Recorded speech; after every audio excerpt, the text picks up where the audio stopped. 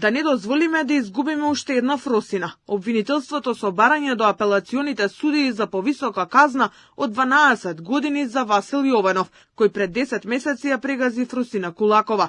И покрај тоа што претходно имал други прекршоци во сообраќајот, Јованов не се покајал и не влијаело на ревидирање на неговото однесување, туку напротив, продолжил со несмален интензитет, рече обвинителката Фетаи.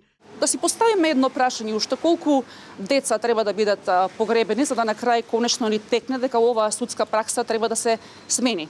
Значи, казната затвор не е само бројка, тоа е став, тоа одразува какви вредности всушност ние штитиме.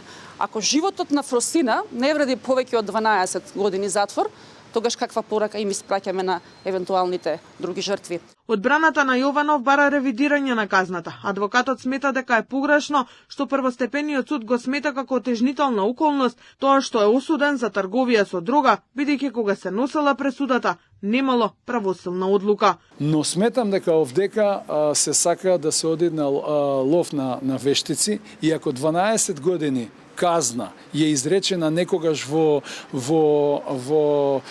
историјата на правото на Македонија, јас го повлекувам се она што го имам речено. Обвинетиот Јованов пред судот повторно изрази сочувство на семејството на Фросина.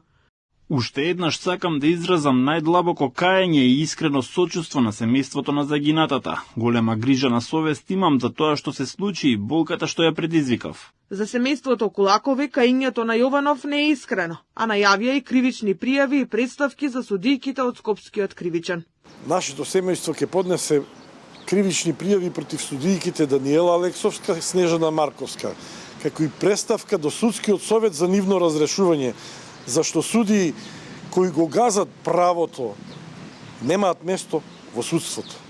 Фросина живее преку нас, преку светлината што ја остави за себе. Васил Јованов призна вина и беше осуден на 12 години затвор затоа што пијан без возачка дозвола со брзина над дозволената, минувајќи на црвено светло на пешачки премин на булеварот Партизанска на 29 јануари, смртно ја прегази младата Фросина Кулакова.